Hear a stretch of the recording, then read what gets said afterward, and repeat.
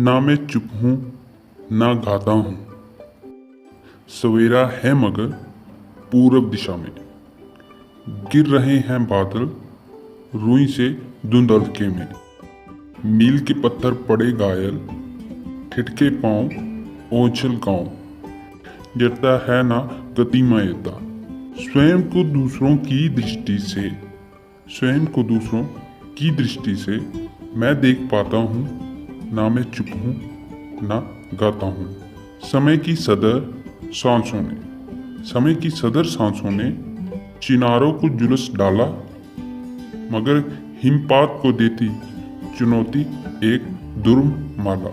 बिखरे नीड बह से चीड़, आंसू है ना मुस्काने हिमानी झील के तट पर। आंसू है ना मुस्काने हिमानी झील के तट पर।